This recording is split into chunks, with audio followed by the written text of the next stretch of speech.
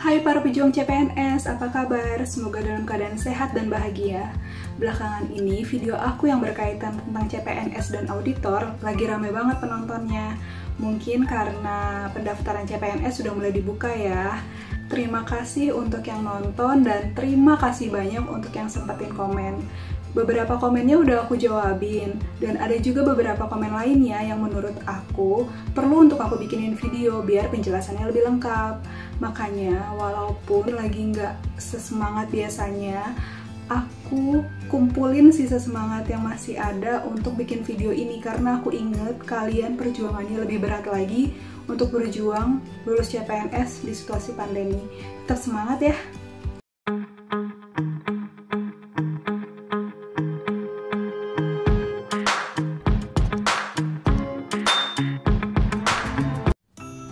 Pertanyaan pertama dari narasi grup, kamu stafnya Najwa ya?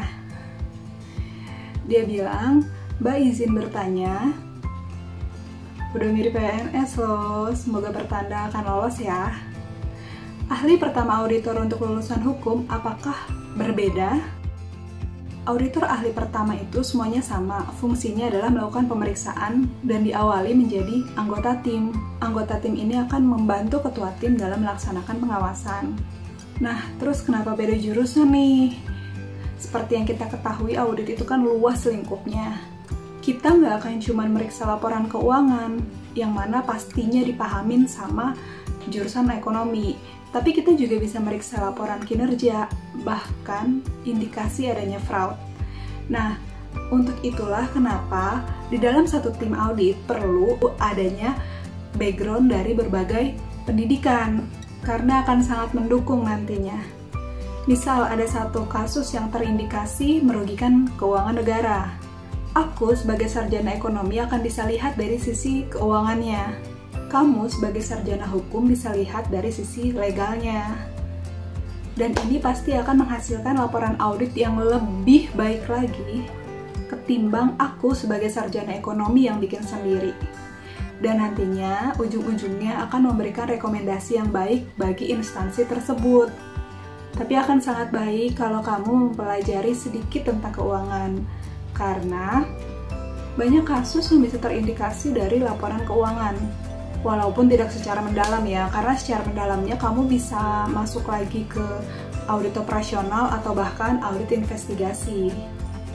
Itu secara bayangan pekerjaannya. Terus gimana proses rekrutmennya?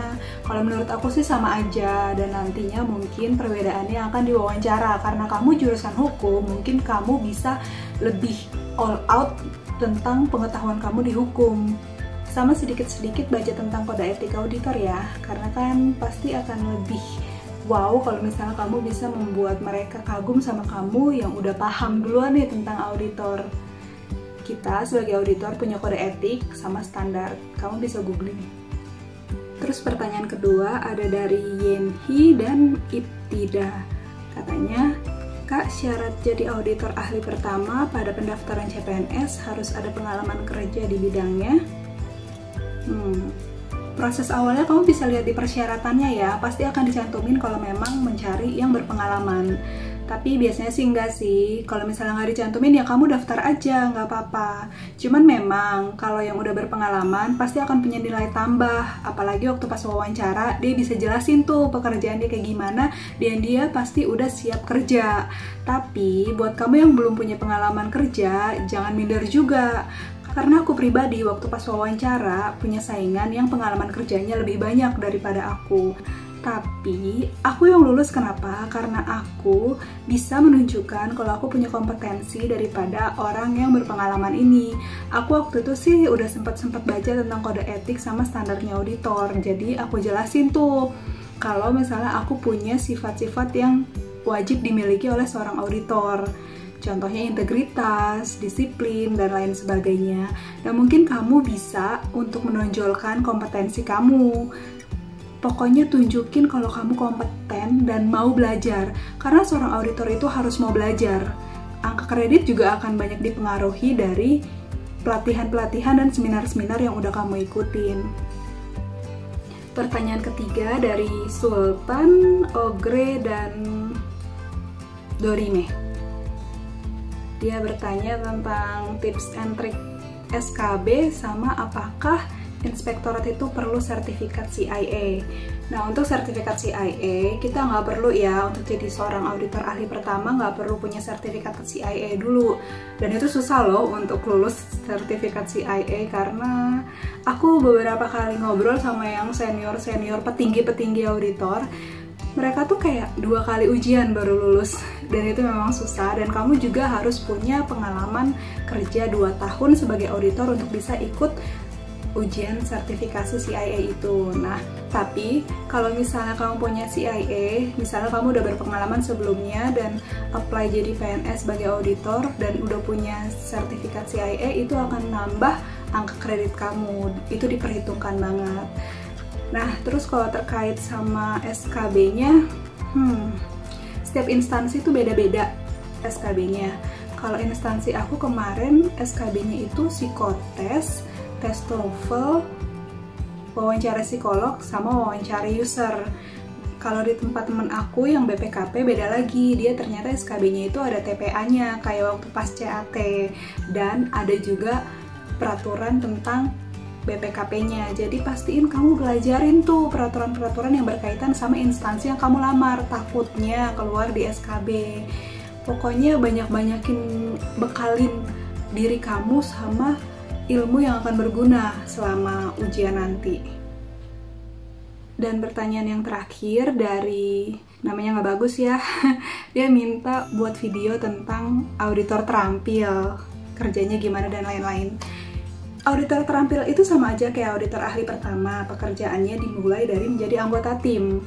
Tapi pola karirnya yang beda. Auditor terampil akan bisa menjadi auditor penyelia nantinya, tapi nggak akan bisa jadi auditor muda seperti auditor ahli pertama.